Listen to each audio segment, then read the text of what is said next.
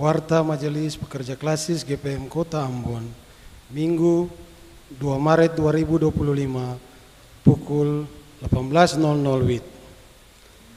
Jemaat yang Tuhan Yesus Kristus kasihi, selamat sore, Shalom. Majelis Pekerja Klasis GPM Kota Ambon menyampaikan selamat datang bagi Bapak, Ibu, Saudara-saudari, anak-anak.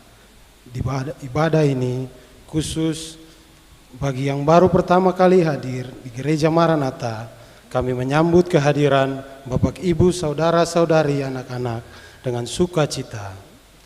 Kami mengucapkan terima kasih kepada jemaat atas seluruh perhatian serta topangan untuk pelayanan dan kesaksian di Gereja Maranatha.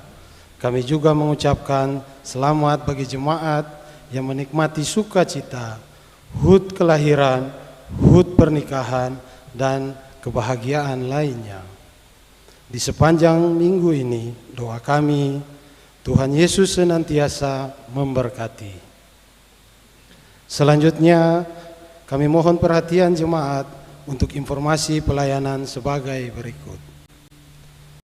Ibadah pemuda akan dilaksanakan pada hari Minggu 9 Maret 2025 pukul 18.00 WIB di Gereja Maranatha. Mohon kehadiran para pemuda dalam ibadah dimaksud. Penerimaan kolekta Minggu 23 Februari 2025 pukul 9 WIB sebesar Rp13.575.000. Syukur sebesar Rp628.000. Persepuluhan sebesar Rp1.643.000 dan sarana fisik sebesar Rp1.104.000. Penerimaan kolekta Minggu 23 Februari 2025 pukul 18.00 WIB sebesar Rp8.722.500. Syukur sebesar Rp495.000. Persepuluhan sebesar Rp1.200.000 dan sarana fisik sebesar Rp999.000. Yang melayani ibadah saat ini Pendeta R. Mamuli dengan menggunakan tata ibadah Minggu Sengsara pertama. Majelis jemaat yang bertugas adalah Majelis Jemaat GPM Shalom. Pembacaan Alkitab dari Ibrani 4 ayat 14 sampai dengan ayatnya yang ke-16. Yang mengisi pujian dalam ibadah ini Nona Stella Kaya.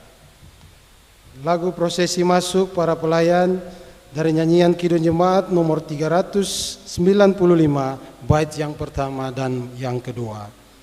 Lagu untuk jabat tangan nyanyian Kidung Jemaat nomor 346.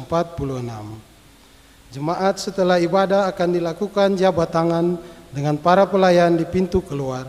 Karena itu, mohon jemaat menunggu para pelayan mengambil posisi di pintu keluar, baru jemaat menyusul. Demikian warta jemaat pekerja klasis GPM Kota Ambon.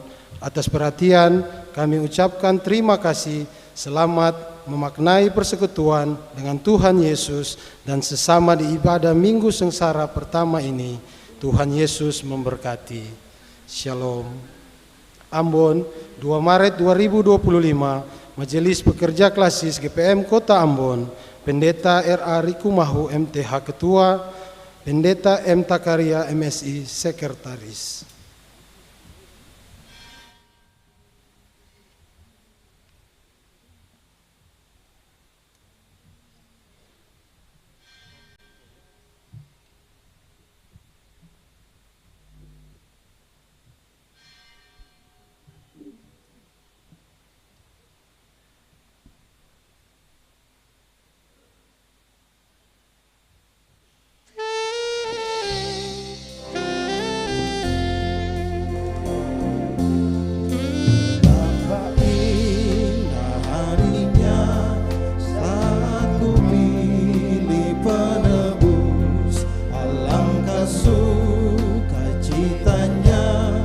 ku memberitakannya terus. Indahlah harinya Yesus membasuh dosaku. Ku diajari penebus, berjaga dan berdoa terus. Indahlah harinya Yesus membasuh dosaku.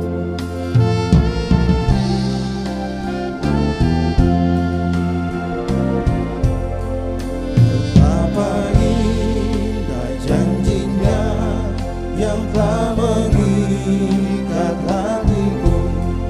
Ku beri kasihku padanya serta menyanyi bersyukur. Indahlah harinya Yesus membasuh dosaku. Ku diajari penebus, berjaga dan berdoa terus. Indahlah harinya Yesus membasuh dosaku.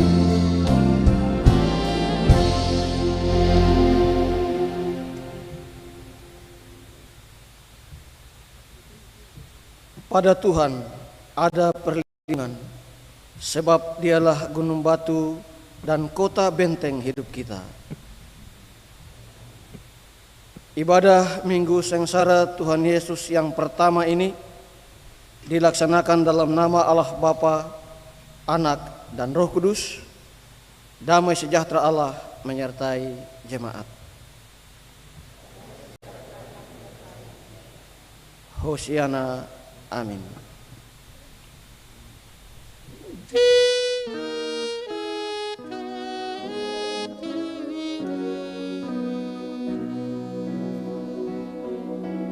Allahmu benteng yang teguh, perisai dan senjata.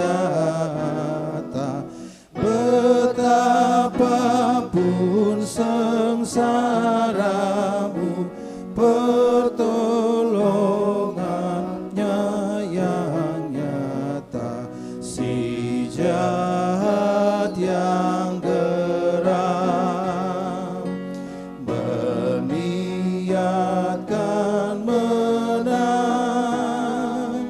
ngeri kuasanya dan tipu dayanya. Di bumi tak bertara.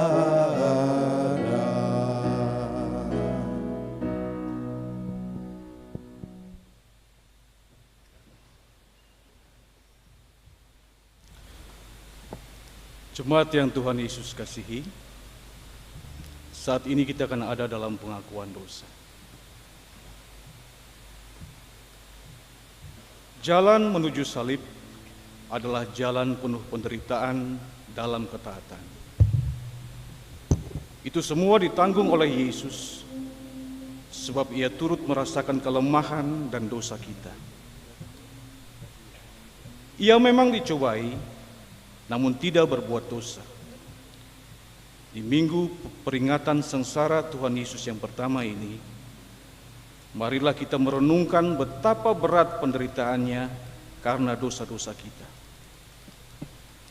Apakah kita berani untuk berada di jalan penderitaan yang sama dengan Yesus?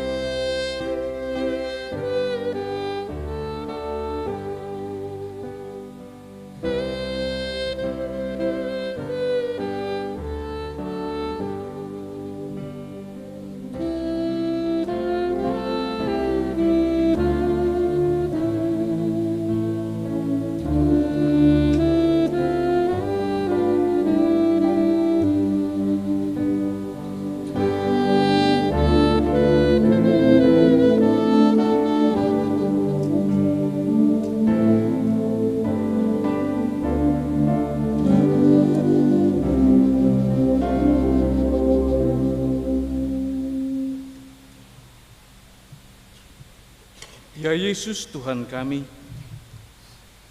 betapa besar penderitaan-Mu karena dosa kami. Engkau berani menyatakan kebenaran sekalipun ancaman datang pada diri-Mu. Engkau tidak dipercayai dan pengajaran-Mu ditolak. Namun dengan setia, Engkau tetap mengajar dan memberi teladan. Sebaliknya dalam kehidupan kami, pengajaran-Mu tentang kebenaran kami abaikan.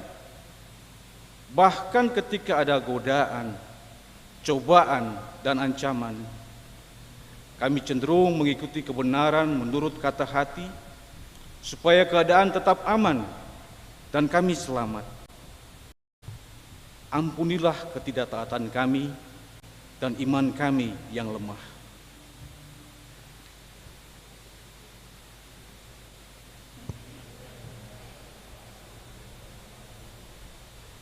Agar kami mampu tetap setia.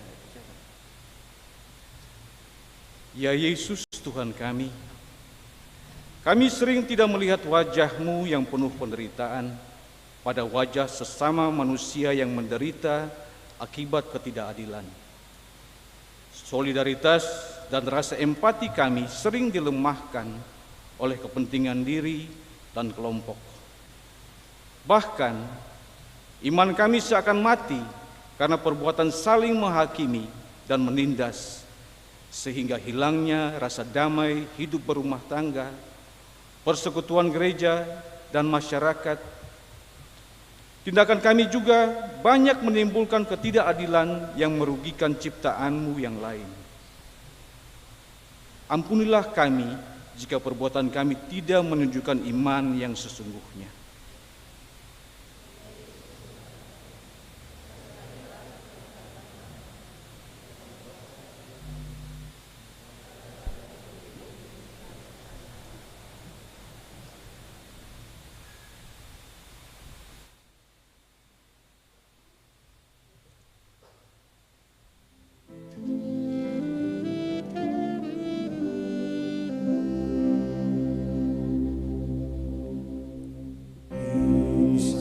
Tangisi dosamu,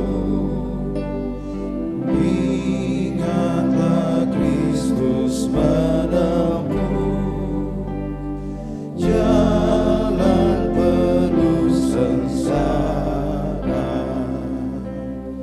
dan bagai hamba terengah, ia kosongkan dirinya menjadi berantara,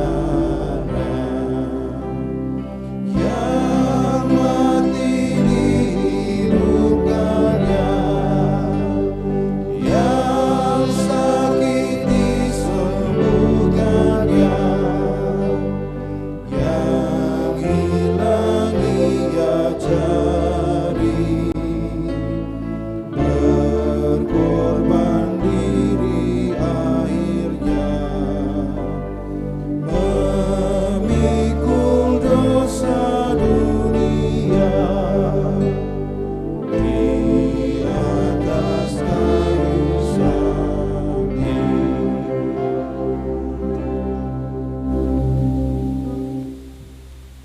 Jemaat yang Tuhan Yesus kasihi, dengarkanlah anugerah pengampunan dosa. Yesus Kristus adalah satu-satunya perantara kita dengan Allah agar kita diselamatkan. Ia telah menjadikan dirinya sendiri sebagai korban yang agung supaya kita memperoleh kehidupan yang kekal. Firman Tuhan, dan ia masuk sekali untuk selama-lamanya ke dalam tempat yang kudus, bukan dengan membawa darah domba jantan dan darah anak lembu, tetapi dengan darahnya sendiri, dan dengan itu ia telah mendapat kelepasan yang kekal. Ibrani pasal 9 ayatnya yang ke-12.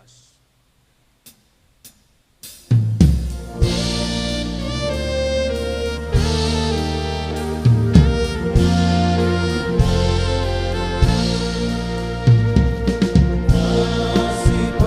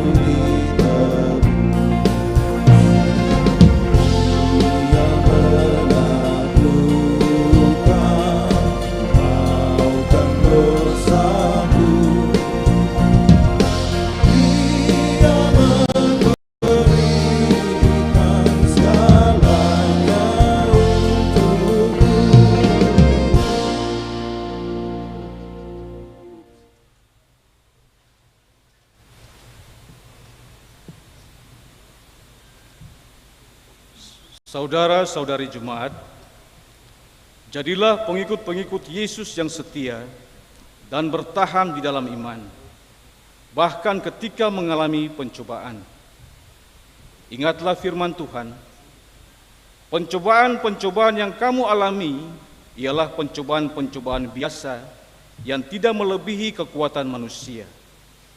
Sebab Allah setia, dan karena itu Ia tidak akan membiarkan kamu dicobai melampaui kekuatanmu. Pada waktu kamu dicobai, Ia akan memberikan kepadamu jalan keluar, sehingga kamu dapat menanggungnya. Karena itu, tetaplah setia melakukan kebenaran, dan nyatakanlah kebaikan bagi sesama manusia yang menderita, serta bagi seluruh makhluk, supaya kasih Allah dialami oleh semua ciptaannya.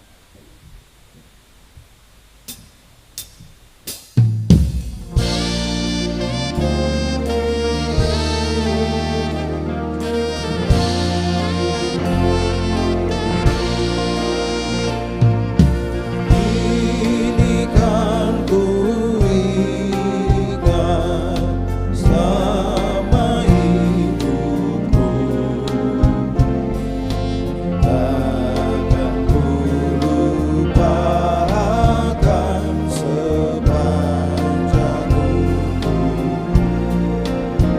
Kan ku beritakan sekelilingku, dan ke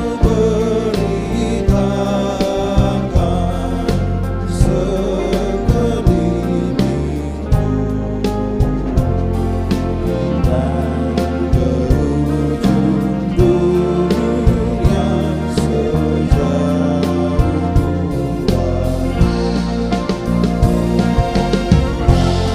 Apapun terjadi atas diriku,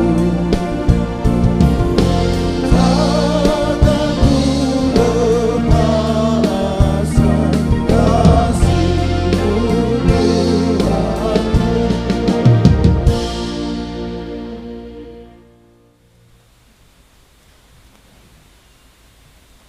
Jemaat kekasih Kristus, sebelum kita mendengarkan pembacaan Alkitab dan pembacaan Alkitab dan pemberitaan firman Tuhan, marilah kita berdoa, mohon tuntunan kuasa Roh Kudus untuk pembacaan dan pemberitaan firman Tuhan. Kita berdoa. Ya Yesus, firman yang hidup, dalam kebaktian Minggu Sengsara pertama ini, kami rindu mendengar kebenaran firman-Mu lewat pembacaan Alkitab dan pemberitaan firman Tuhan. Namun kami mengaku bahwa sebagai manusia kami lemah dan hampa, tanpa tuntunan kuasa Roh-Mu yang kudus. Untuk itu, kuasailah kami ya Roh Kudus, agar kami dapat mengerti dan melakukan firman-Mu di setiap langkah hidup kami. Dalam nama Yesus firman yang hidup kami berdoa. Amin.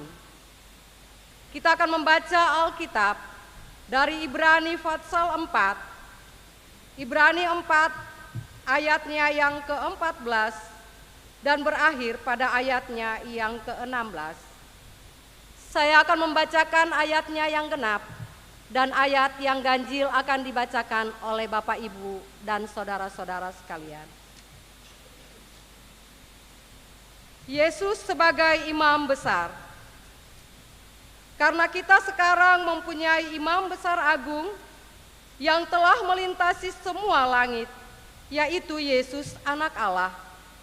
Baiklah kita teguh berpegang pada pengakuan iman kita.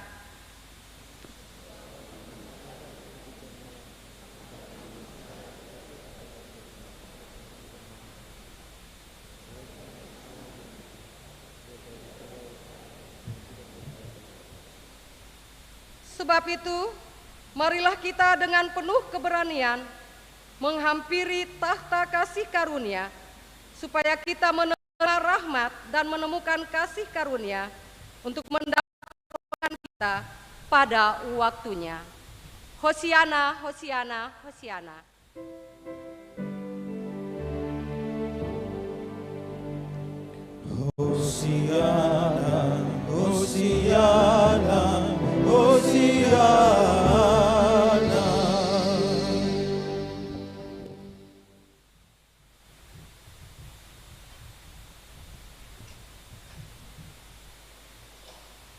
Bapak Ibu, saudara-saudara, persekutuan jemaat yang pada saat ini melakukan kebaktian bersama di gedung gereja Maranatha.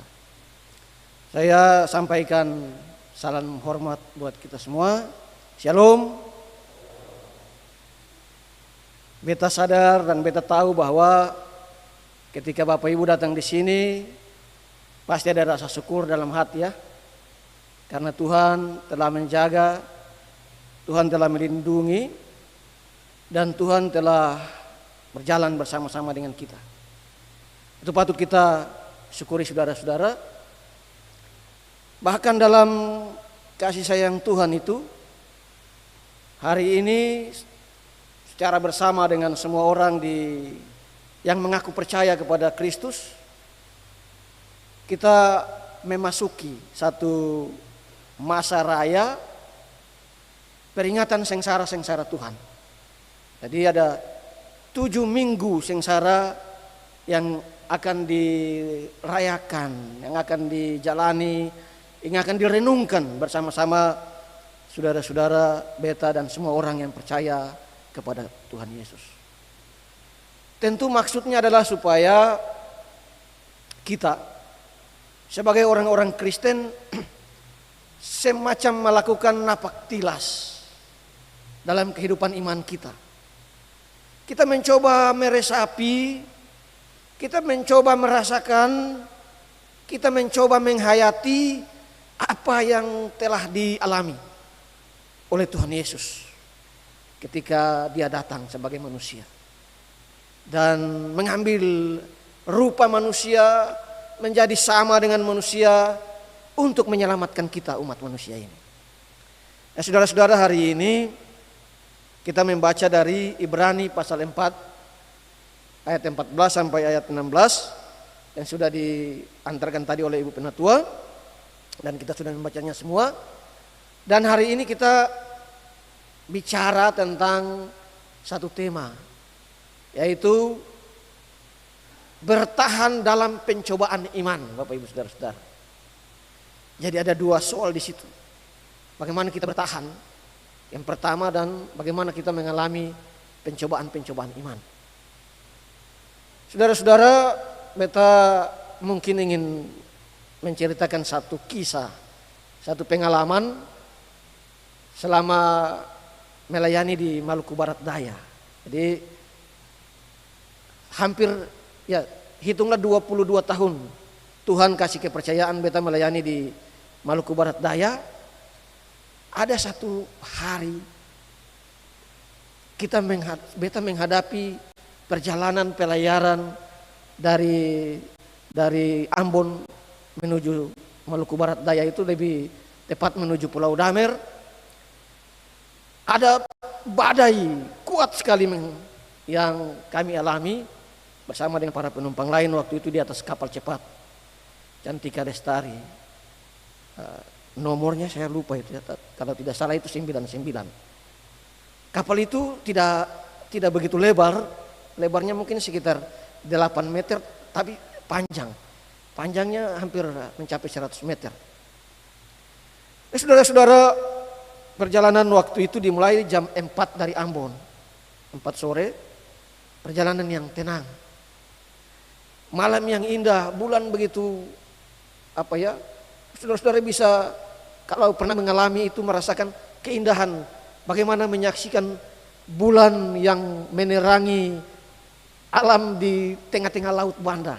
Luar biasa itu.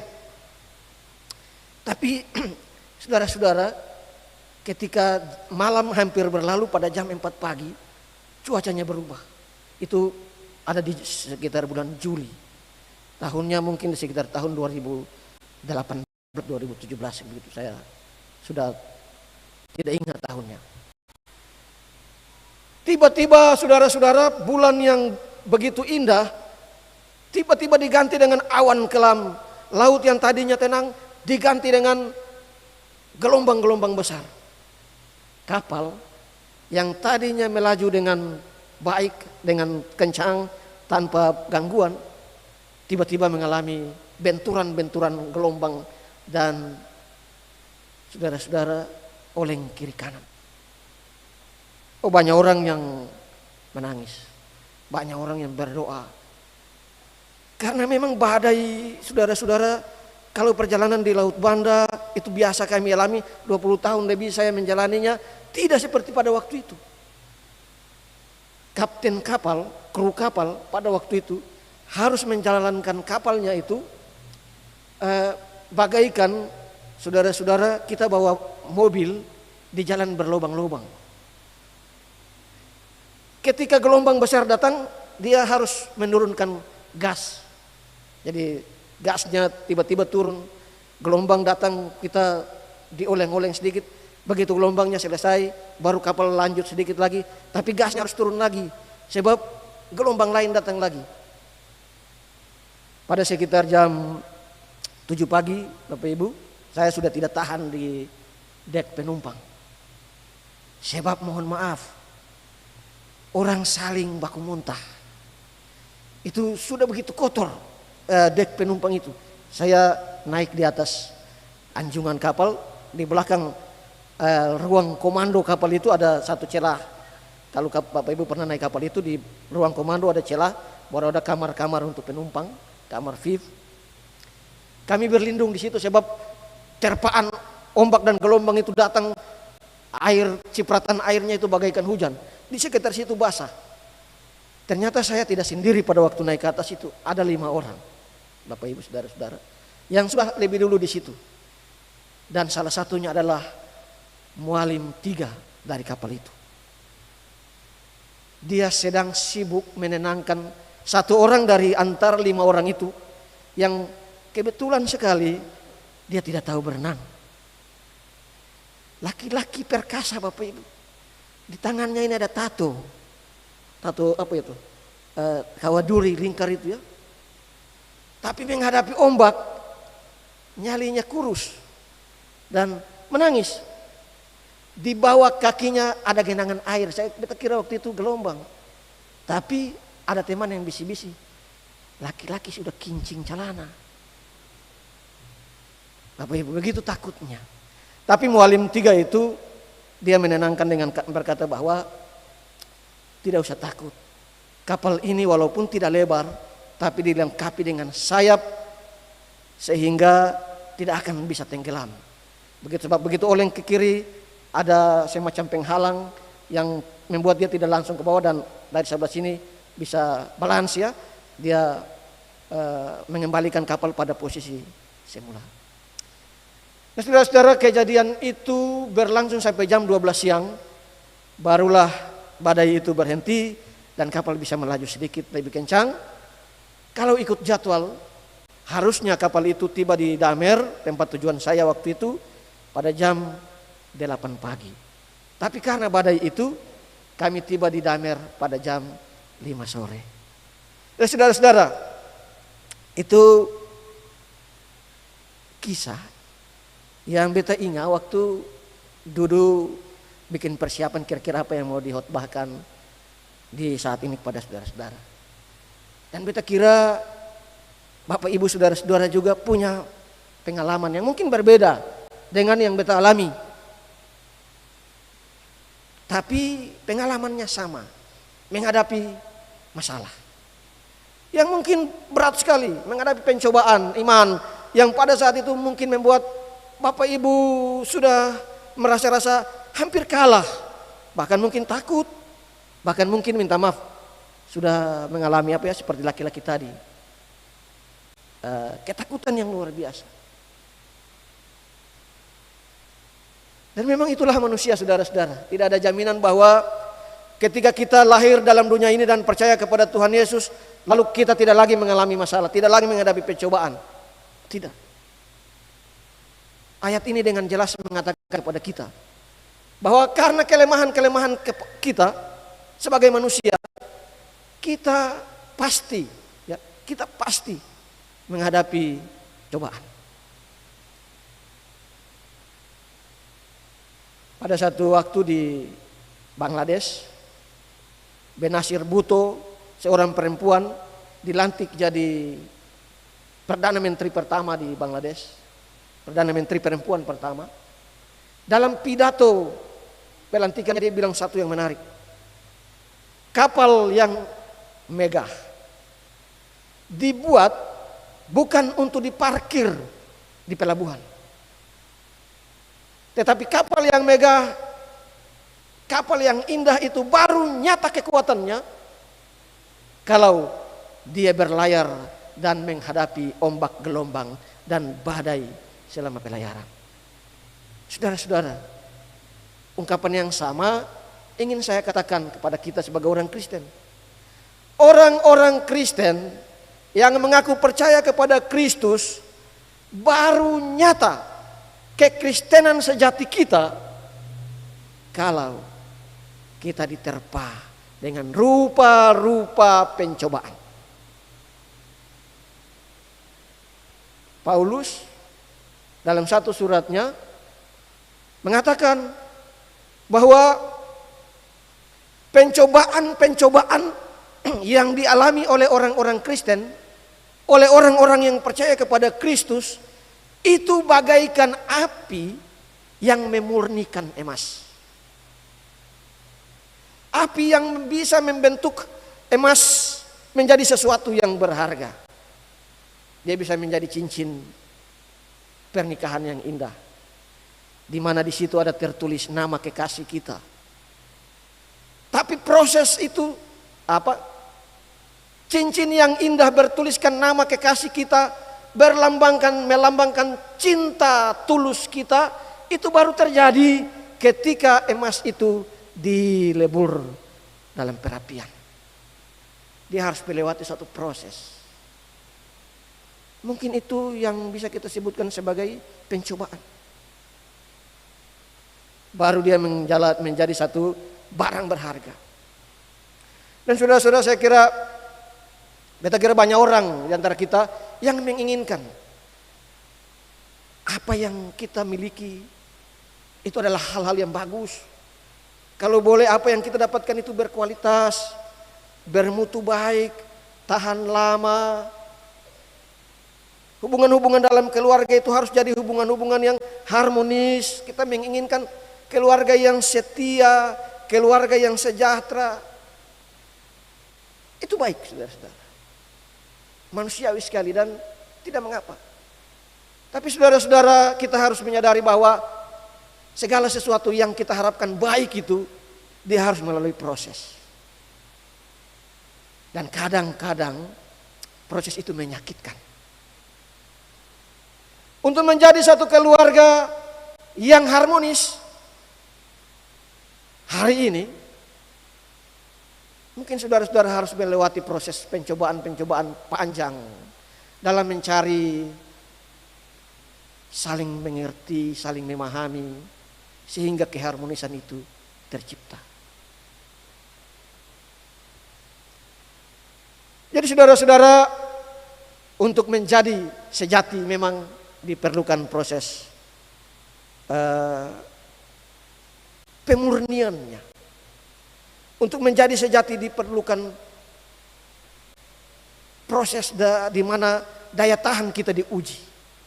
Dan saudara-saudara, termasuk bagaimana kita menjadi orang Kristen sejati. Pencobaan itu harus kita pandang sebagai salah satu cara Tuhan memurnikan kesejatian kita. Cara Tuhan memurnikan iman kita. Karena itu saudara-saudara, dalam bacaan ini dibilang bahwa Tuhan Yesus menghendaki kita menjadi orang-orang yang tahan menghadapi cobaan, sebab dia lebih dulu mengalami pencobaan-pencobaan itu. Dan berbeda dengan kita. Dan karena kelemahan seringkali oleh karena pencobaan itu kita terjatuh dalam dosa. Tuhan Yesus tidak. Karena itu saudara-saudara, saya ingin mengajak kita untuk melihat bagaimana Tuhan Yesus menghadapi pencobaan itu. Kalau saudara-saudara baca dalam kitab-kitab Injil, khususnya dalam Injil Matius, Markus, dan Lukas, kita dapat menemukan di situ setelah pembaptisan Tuhan Yesus di Sungai Yordan, lalu ada suara yang mengatakan, inilah anakku yang kukasihi, kepadanya aku berkenan. Ketiga kitab Injil itu sepakat bahwa setelah itu Tuhan Yesus tidak langsung melakukan karya-karya keselamatannya. Tetapi oleh Roh, Tuhan dibimbing ke satu tempat di padang gurun, di mana di situ Tuhan mengalami suatu masa panjang puasa. 40 hari 40 malam Tuhan tidak makan dan tidak minum. Saudara-saudara, ini harus dilihat dalam konteks Tuhan Yesus sebagai manusia. Apa yang dialaminya di padang gurun, proses pencobaan itu adalah kemanusiaan Tuhan Yesus yang sedang dijalaninya. Dan oleh karena itu 40 hari orang tidak makan, Bapak Ibu saudara-saudara. Saya bayangkan dan saya ajak Bapak Ibu bayangkan, laparnya sangat kuat sekali. Itu lapar yang betul-betul menyiksa. 1 jam orang terlambat makan saja, orang sudah marah-marah. Saya pernah punya satu penatua di satu jemaat di Pulau Moa, di Maluku Barat Daya itu. Kalau kita bikin kegiatan, dia suka bikin ketawa. Dia suka cerita-cerita humor, membangkitkan tawa. Tapi humor dan kelucuannya itu akan berganti menjadi suka marah-marah kalau dia lapar. Saya pertama kali berjumpa dengannya, saya kaget, kok Pak, tadi ada cerita lucu bagus-bagus ketemu tertawa, sekarang kenapa marah-marah? Lalu dia bilang buat beta, Bapak Pendeta, beta begini sudah. Beta kalau kanyang itu suka bikin tertawa, tapi kalau beta lapar beta marah-marah. Saudara-saudara, 1 jam orang tidak makan saja, terlambat makan saja, dia marah. Apalagi yang dijalani ini 40 hari, 40 malam. Saya bayangkan itu sangat menyiksa, baik fisik maupun psikisnya, kejiwaannya. Dan saudara bayangkan, dalam kondisi lapar kayak begitu, ada yang datang bilang begini, "Hei, daripada tahan lapar setengah mati, itu batu. Kamu adalah anak Allah, jangan lupa status itu. Kalau kamu mau, batu ini bisa kamu suruh dan dia berubah jadi roti. Bikin roti saja." Saudara-saudara, kelihatannya sederhana ya. Tapi inilah pencobaan di mana Tuhan diminta ambil jalan pintas. Daya tahan itu tidak diuji. Pakai jalan pintas. Tidak usah tunggu sampai waktunya selesai barulah turun dan cari makan. Tapi batu-batu itu saja dengan kuasamu bisa dirubah jadi roti dan makan sampai kenyang. Itu mental jalan pintas, saudara-saudara. Metode pertama yang suka dipakai oleh iblis adalah mengajak manusia menggunakan jalan pintas. Saudara-saudara, pencobaan pertama yang Tuhan Yesus alami ini masih dialami oleh kita semua sampai di zaman ini. Orang, apalagi di zaman digital ini ya, segalanya serba gampang, segalanya bisa ada di ujung jari saja. Dengan 1 kali klik kita dapat mengakses semua hal. Jalan pintas kadangkala jadi jurang yang menjatuhkan kita. Untuk mencari kekayaan, orang bisa menggunakan jalan pintas sekarang. Untuk mencari kenikmatan,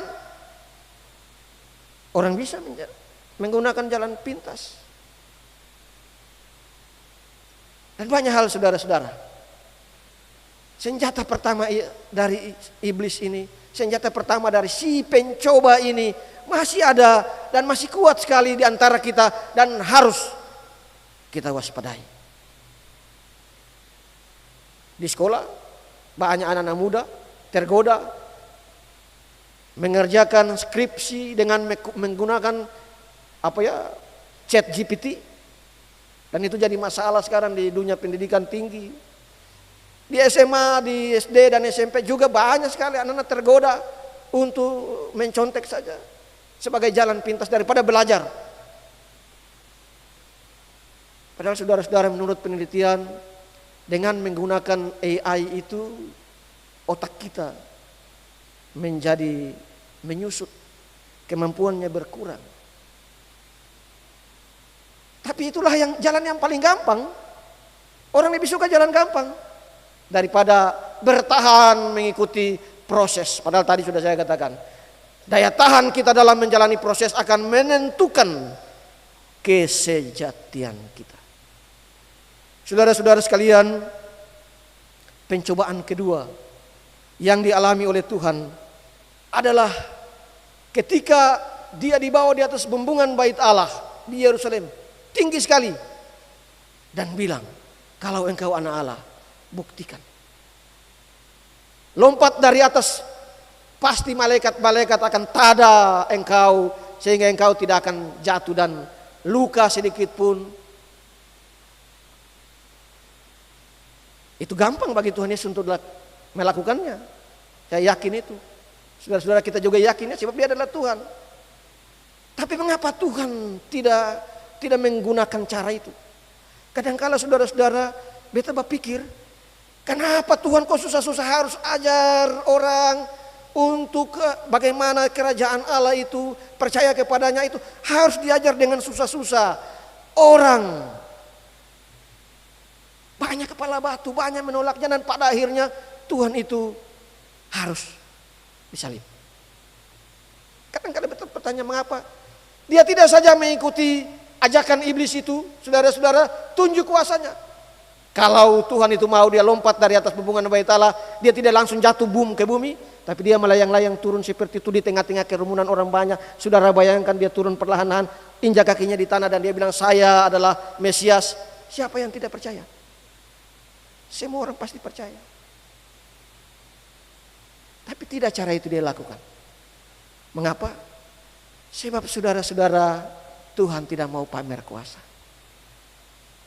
Banyak kali pencobaan-pencobaan yang dialami oleh orang-orang Kristen saat ini, saudara-saudara, adalah karena terlampau ingin pamer kuasa. Hati-hatilah jika pada kita diberikan kesempatan untuk berkuasa. Gunakanlah dengan baik-baik. Jangan itu dipamerkan sebagai sebuah bentuk kesombongan. Itu bisa menjatuhkan kita. Tapi saudara sekalian, ini juga mau bilang kepada kita bahwa iman kita jangan didasarkan hanya pada mujizat. Iman kita jangan hanya didasarkan pada sesuatu yang ajaib.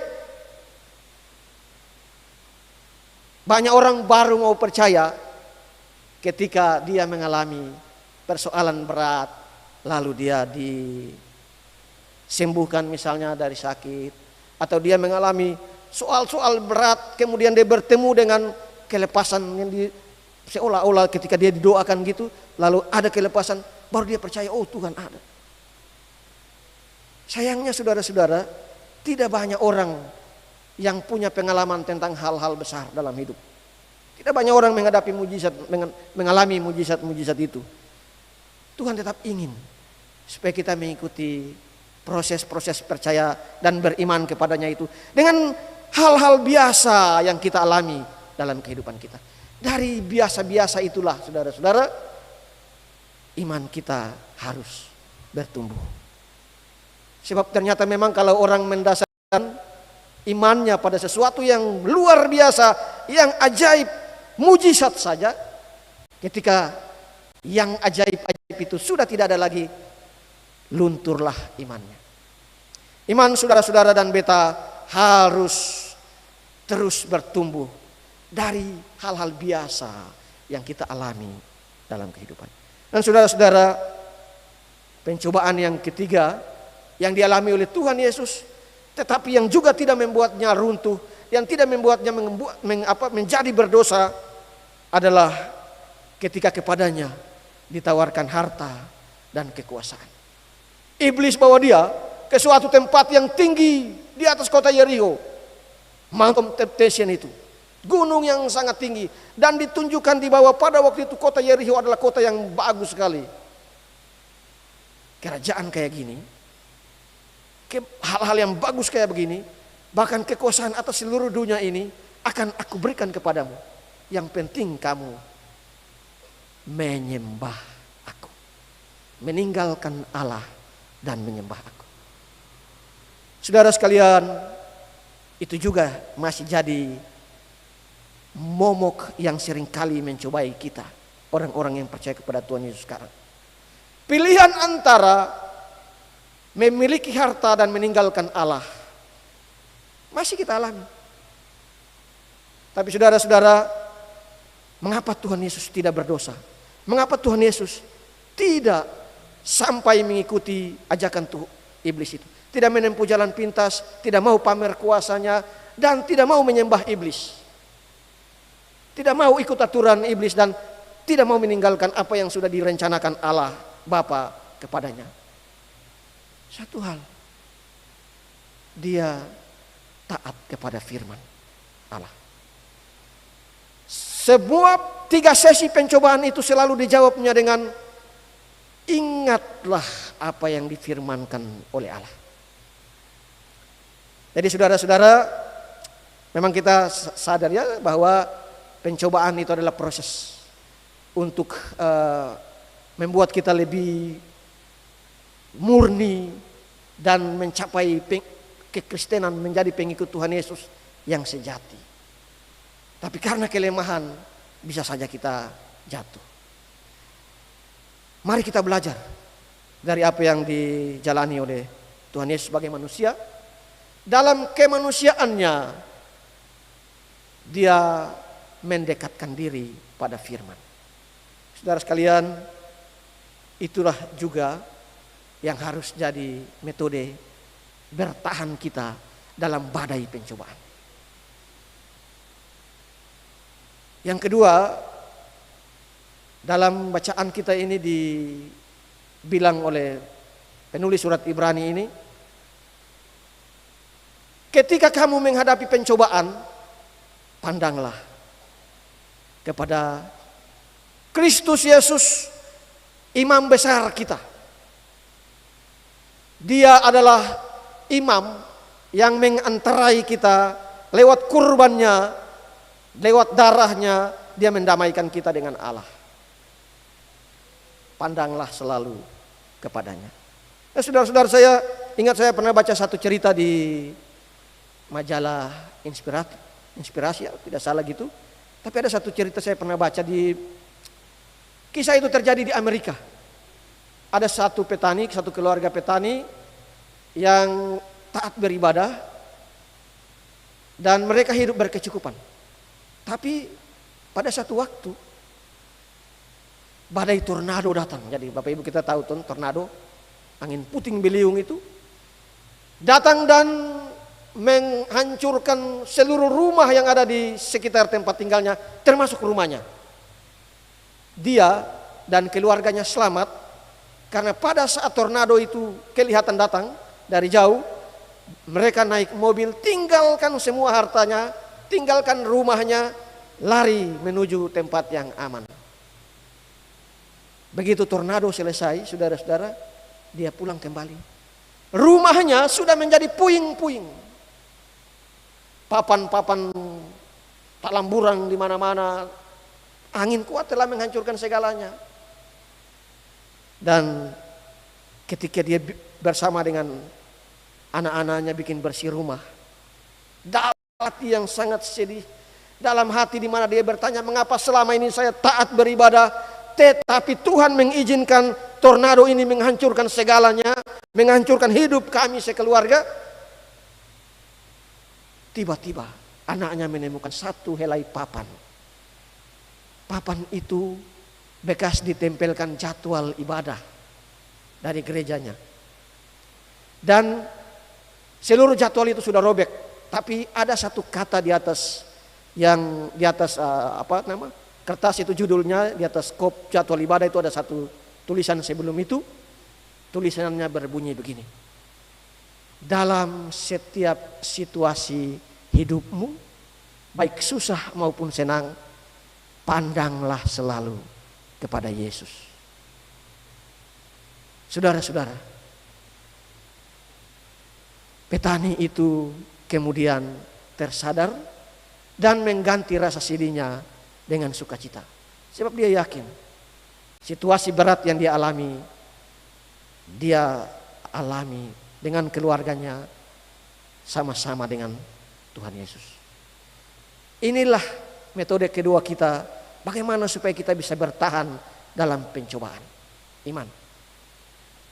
Selalu memandang kepada Kristus Yesus Tuhan kita yang telah menjadi imam besar, yang mengantarai kita dengan Allah Bapa di surga. Saudara sekalian, mudah-mudahan pesan firman di minggu sengsara pertama Tuhan Yesus ini akan menguatkan kita menjalani kehidupan kita yang penuh tantangan dan pencobaan sebagai proses memurnikan kita menjadi pengikut Tuhan yang sejati. Tuhan tolong katong semua. Amin.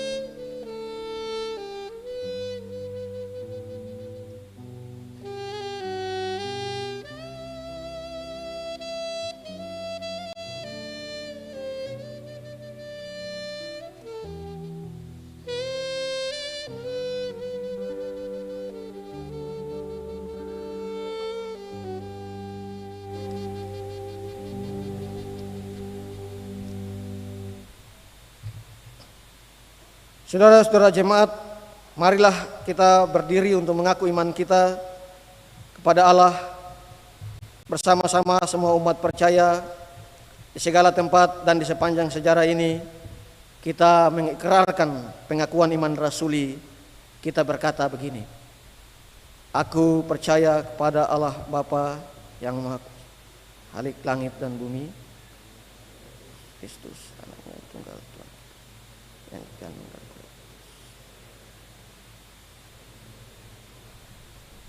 serkan mati,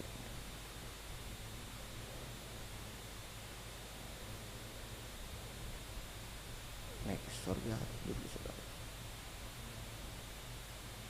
datang dari sana untuk menghakimi orang yang hidup dan yang mati.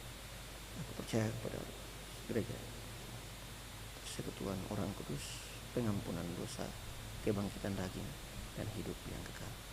Amin.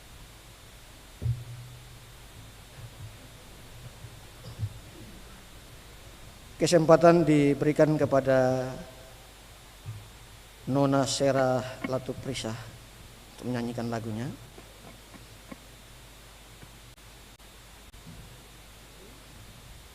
Oh, minta maaf, Nyong Sera Latuprisa.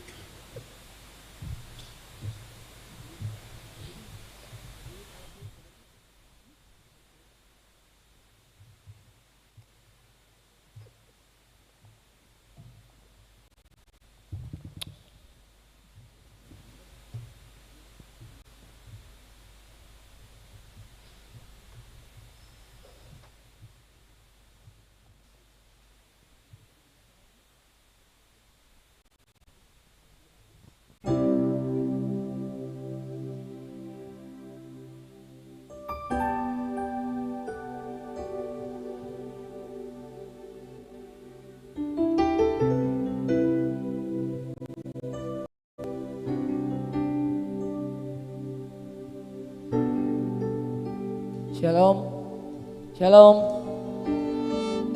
Semoga yang lagu saya bawakan menjadi kekuatan bagi kehidupan kita, karena Tuhan yang pernah janji hidup bakalan baik-baik aja, tapi dia selalu janji dia bakalan menyertai sampai akhir kehidupan kita. To worship you I live.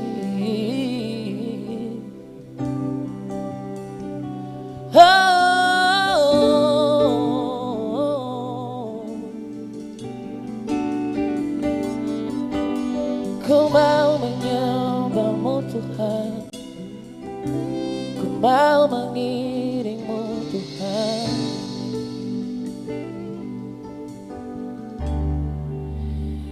Hanya Engkau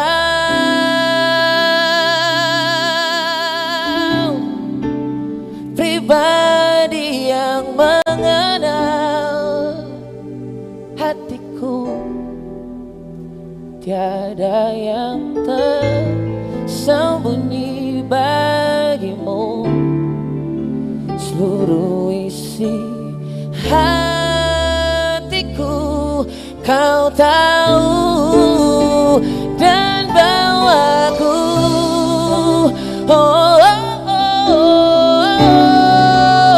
untuk lebih dekat lagi kepadamu Tuhan. Tinggal dalam indahnya dekapan kasih-Mu.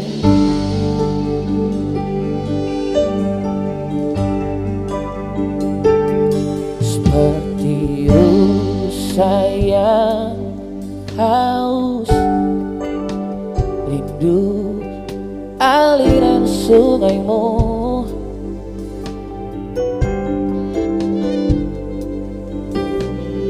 Hatiku tak tahan menunggu-Mu.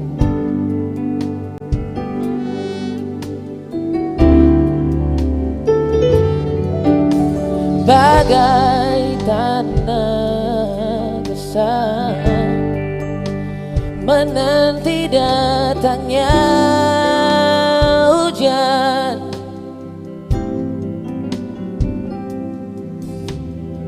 begitupun jiwa beta Tuhan Yesus.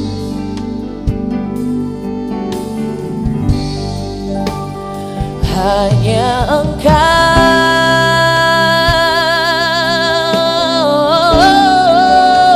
pribadi yang mengenal hatiku. Tiada yang tersembunyi bagimu, seluruh isi hatiku Kau tahu dan bawaku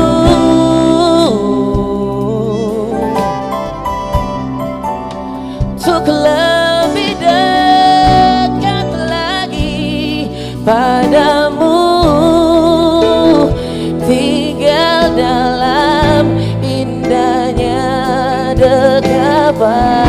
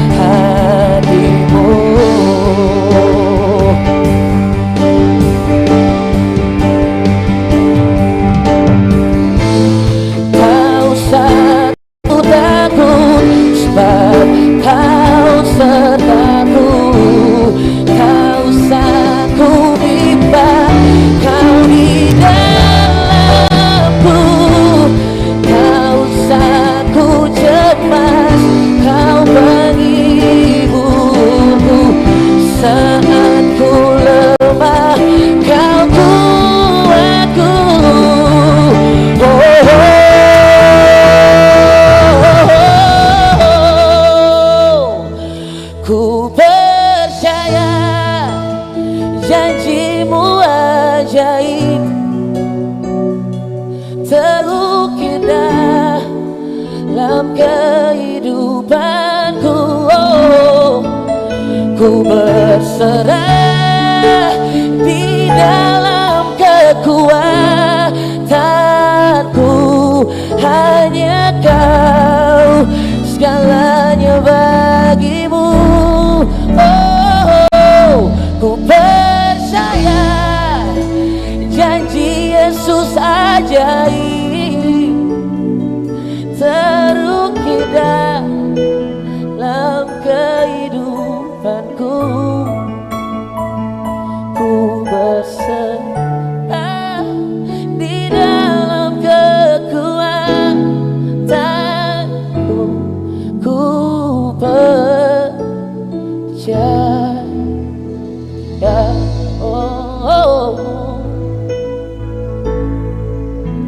ku naikkan syukurku. Yang tahu lagu ini, mari sama-sama kita menyembah Tuhan ya. Buat hadiah Kau beri, yang tahu sama-sama ya.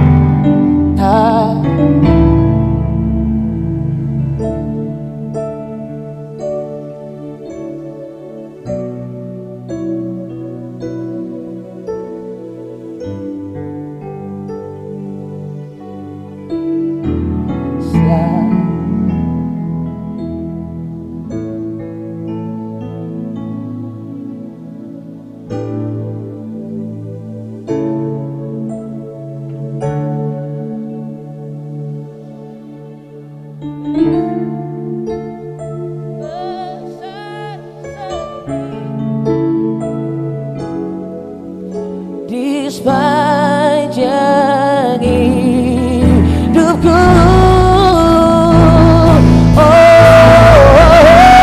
ku naikkan syukurku. Buat hadiah Kau beri kepadaku, tak habis-habisnya kasih dan sayang-Mu kepada kami.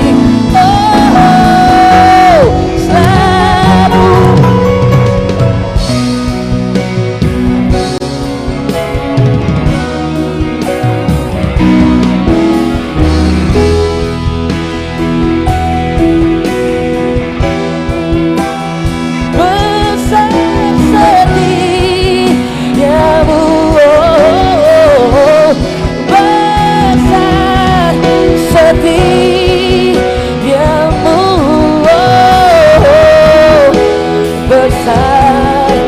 setiamu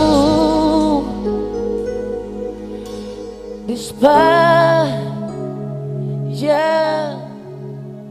hidupku, berserah di dalam kekuatanku.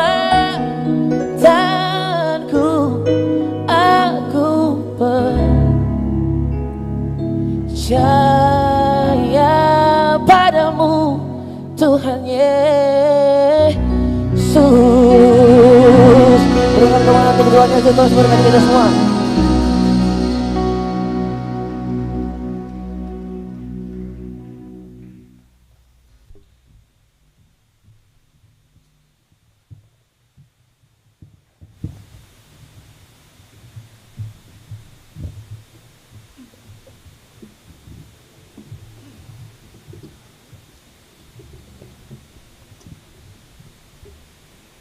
Jemaat, saatnya kita akan memberikan persembahan syukur kita. Sebelumnya dengarlah anjuran ini. Hendaklah masing-masing memberikan menurut kerelaan hatinya, jangan dengan sedih hati atau karena paksaan.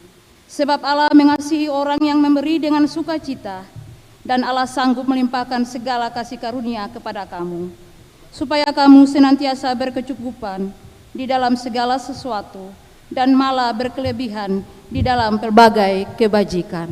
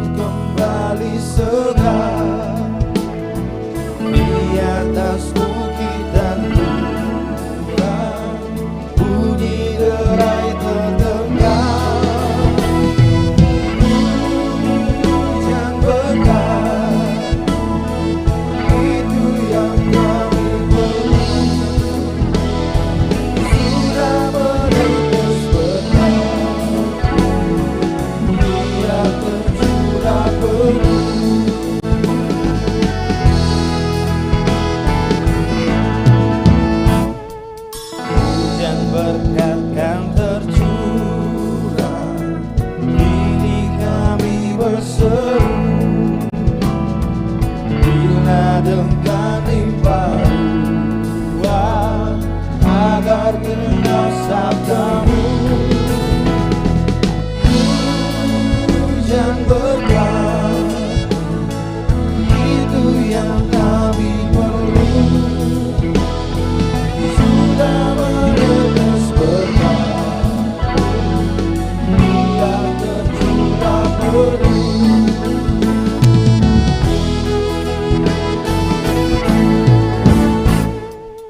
Hujan berkah kan tercurah, kami menantikannya. Hati telah kami buka, Yesus kau isi segala.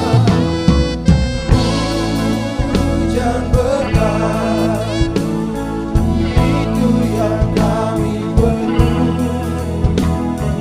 Sudah menetes berkah, biar tercurah penuh.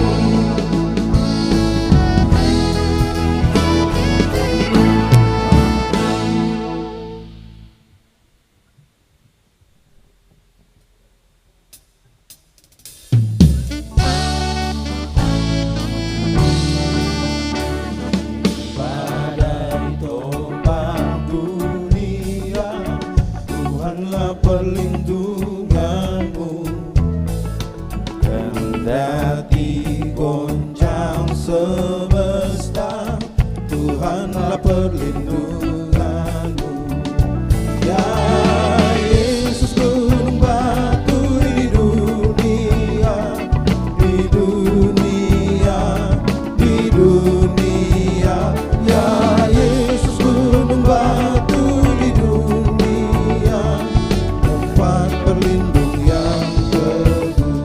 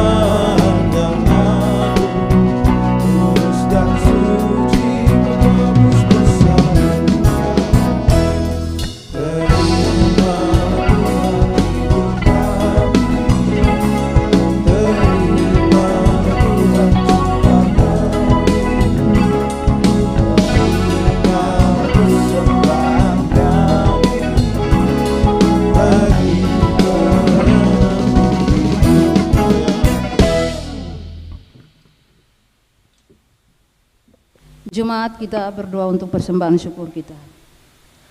Ya Yesus, korban yang agung di Bukit Golgota, ajarlah kami untuk selalu bersyukur dan setia mempersembahkan hidup kami bagi kemuliaan nama-Mu. Dalam berbagai kekurangan dan keterbatasan, mampukanlah kami untuk rela berkorban demi kebaikan hidup bersama manusia dan semua ciptaan-Mu. Terimalah persembahan syukur kami saat ini ya Tuhan. Amin.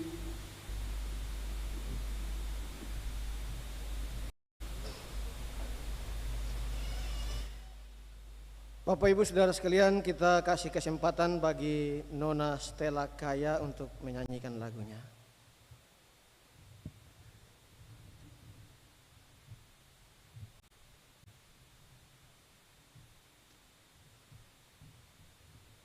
Shalom.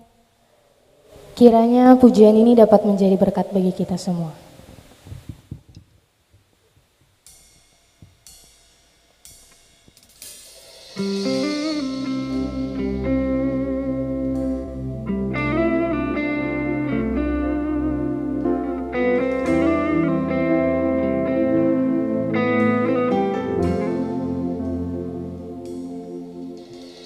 Kau telah buktikan cintamu padaku, kau membayarku dengan hidupmu, ku bersyukur.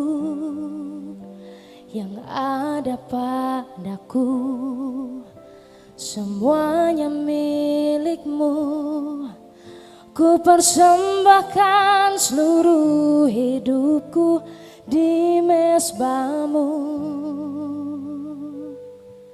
Hanya Kau yang menjadi tempat jawaban, hanya Kau tempatku berharap.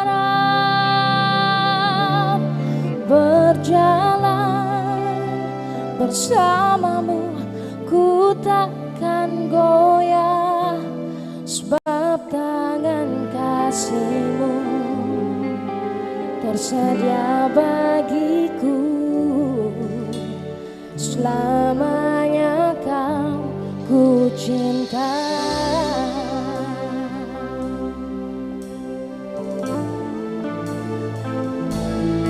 Yang ada padaku semuanya milik-Mu, ku persembahkan seluruh hidupku di mezbahmu. Hanya Kau yang menjadi tempat jawaban, hanya Kau tempatku berharap.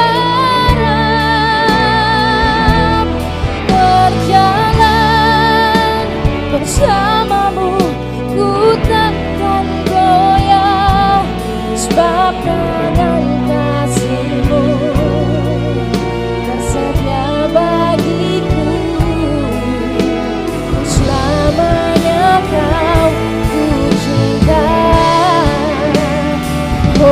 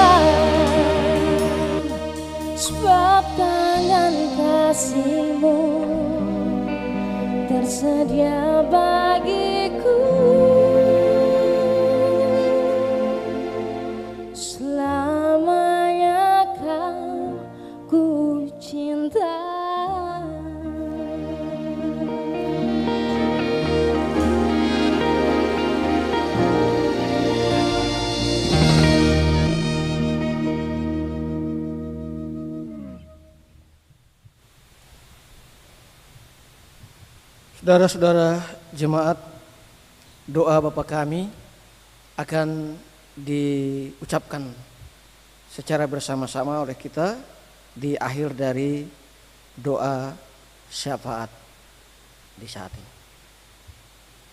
Mari dalam kerendahan hati dan kesungguhan jiwa kita menyampaikan doa kita bagi Tuhan. Kami yang melakukan kebaktian di sore ini di gedung gereja Maranatha menyampaikan doa dan harapan kami kepadamu ya Allah Bapa dalam Tuhan Yesus Kristus dan Roh Kudus. Orang-orang yang sedang terperangkap di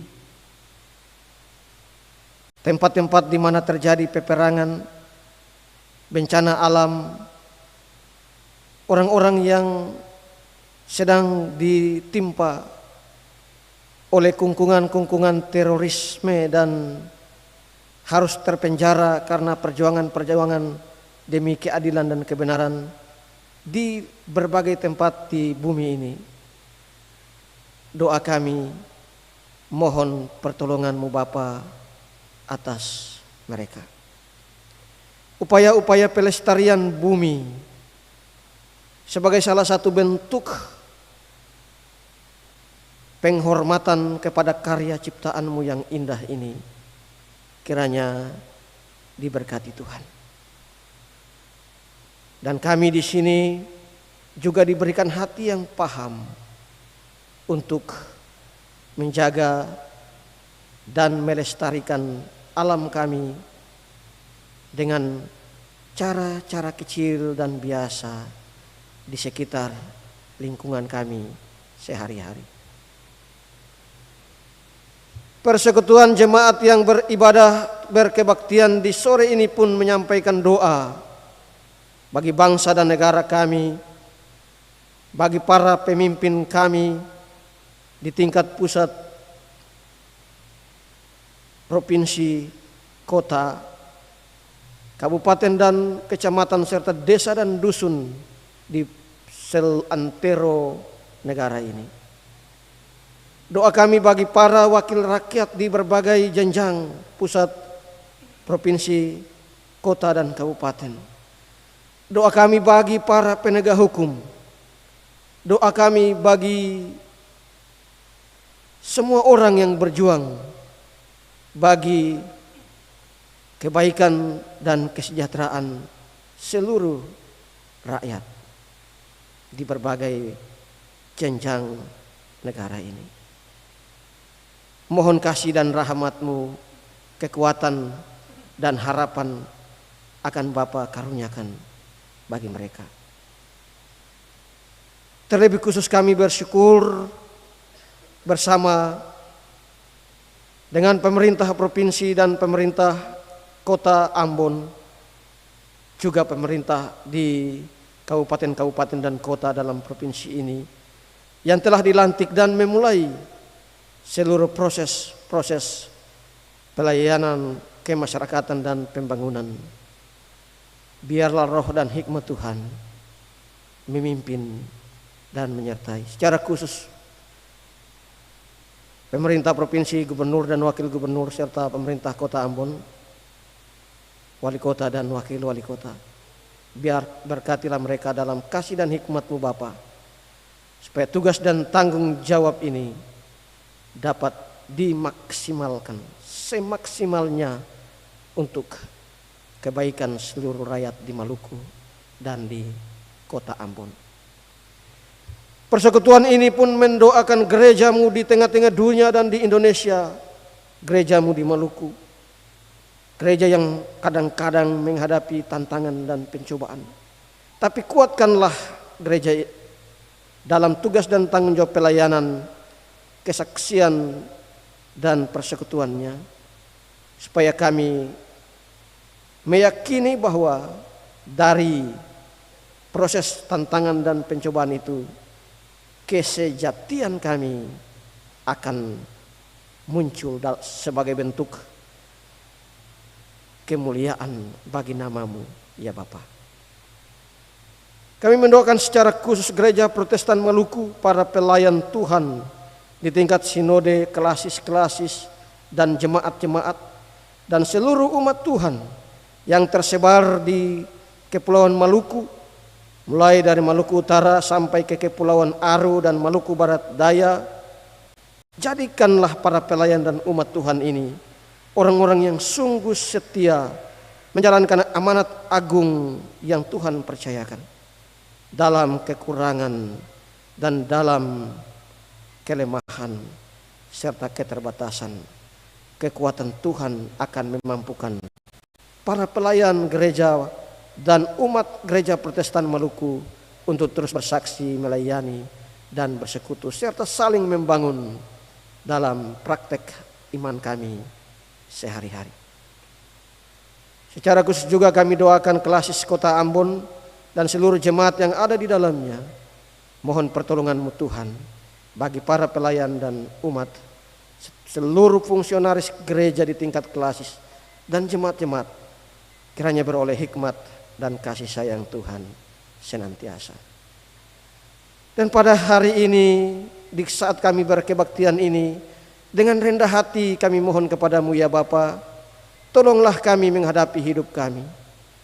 Berilah kekuatan kepada kami untuk melakukan pekerjaan-pekerjaan yang telah Bapa percayakan kepada kami. Mampukan kami untuk menerima berkat-berkat kehidupan daripadanya, dan jadikan kami sumber berkat yang memberi kekuatan dan kasih bagi sesama kami. Tolonglah kami sebagai mahasiswa pelajar untuk menggunakan masa-masa pendidikan ini dengan baik, menimba ilmu sebanyak-banyaknya untuk kami gunakan mengabdi bagi negara, mengabdi bagi kemanusiaan, mengabdi bagi Tuhan, dan menjadi berkat dalam kehidupan pribadi dan keluarga. Jauhkan kami dari berbagai macam mara bahaya. Lindungilah kami dari berbagai macam kecelakaan.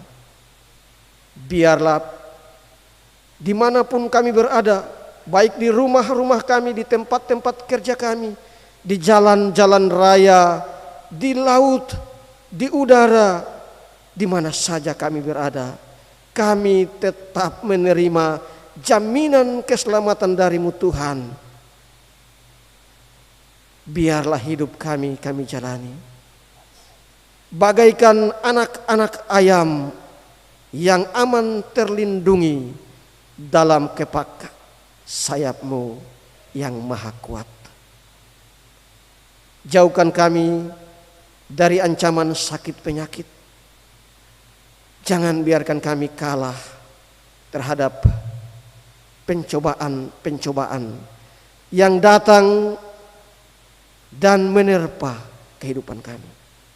Mampukan kami untuk terus bertahan pada firman-Mu yang menguatkan, dan mampukan kami untuk terus memandang pada sosok Kristus, imam besar kami yang mengantarai kami dengan Allah, supaya kami tetap menjadi orang-orang yang kuat menghadapi rupa-rupa pencobaan, tantangan, dan penderitaan dalam kehidupan kami. Sembuhkanlah saudara-saudara kami yang sakit, lawatlah mereka dalam kasih-Mu Bapa.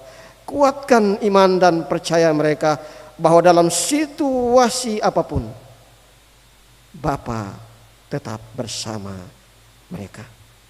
Dan biarlah keyakinan itu juga jadi keyakinan kami yang tertanam kuat dalam kalbu kami, yang memampukan kami menjalani hidup kami, bahwa kami bersama dengan Tuhan kami yang pernah menjadi manusia dan merasakan apa yang kami alami, dan telah mengalahkan kemanusiaan itu kembali dalam kemuliaan-Mu, dan menyertai kami dalam apapun situasi hidup kami. Kami mohon ya Bapa, Di minggu baru hidup ini, Bapa mau terus bersama kami, berjalan bersama kami. Dan tolonglah kami menghadapi segala macam persoalan, serta gendonglah kami bila persoalan dan tantangan itu sudah tidak mampu lagi kami jalani. Mampukanlah kami dan izinkanlah kami untuk berjalan di jalan kehidupan ini dalam kasih karunia-Mu yang memberi sukacita, kekuatan dan harapan pada kami. Kami percaya dengan sungguh Tuhan bahwa jika kami hidup tanpa Tuhan dan jika Tuhan tidak menyertai kami, kesia-siaanlah yang jadi bagian kami. Tapi bila Bapa menyertai kami dengan kasih dan karunia-Mu, maka kami akan kuat menghadapi hidup ini. Biarlah kasih dan karunia itu jadi milik kami pribadi, keluarga, dan masyarakat ini, ya Bapa. Beginilah doa dan sembah kami yang kami sampaikan dalam kebaktian sore di gedung gereja Maranatha. Penuh dengan kesederhanaan, tapi juga ada keterbatasan di dalamnya. Ampunilah jika dalam kata-kata doa ini ada yang salah. Dan biarlah doa ini berkenan kepadamu Bapa, sebab kami sampaikan dalam nama Tuhan Yesus Kristus yang telah mengajarkan kami berdoa bersama-sama. Bapa kami yang di sorga, dikuduskanlah namamu, datanglah kerajaan-Mu, jadilah kehendak-Mu di bumi seperti di sorga. Berikanlah kepada kami pada hari ini makanan kami yang secukupnya, dan ampunilah kami akan kesalahan kami, seperti kami juga mengampuni orang yang bersalah pada kami. Dan jangan membawa kami ke dalam pencobaan, tetapi lepaskanlah kami daripada yang jahat, karena Bapalah yang punya kerajaan dan kuasa dan kemuliaan sampai selama-lamanya. Amin.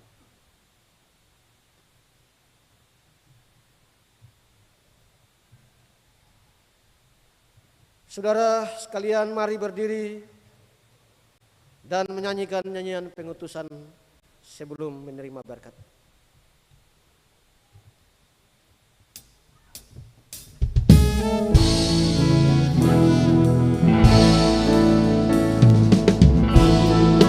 Pimpinan aku agar tidak tersesat, akan coba seteru bila kau tetap dekat.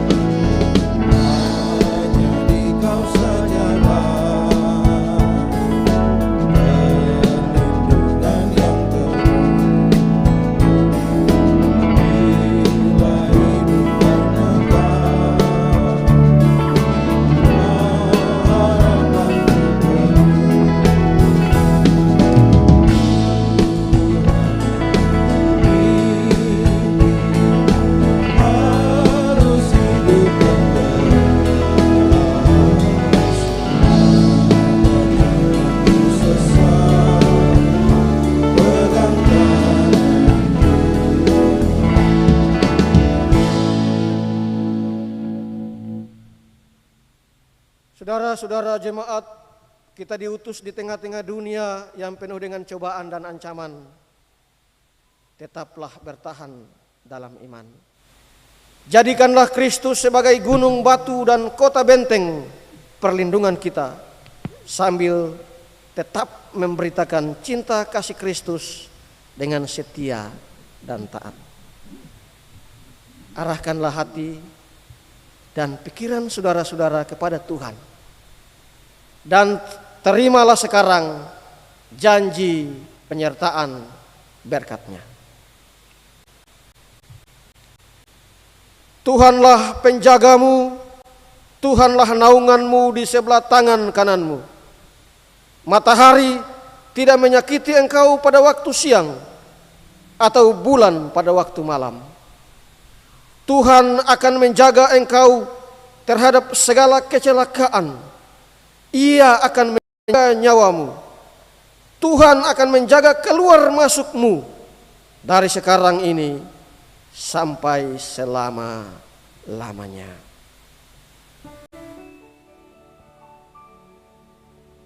Amin, amin, amin.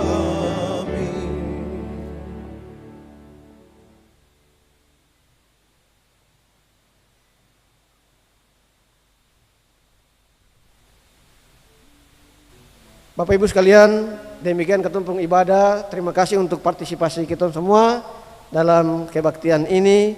Sampai ketemu baku dapa di minggu depan dalam kasih dan sayang Tuhan. Shalom.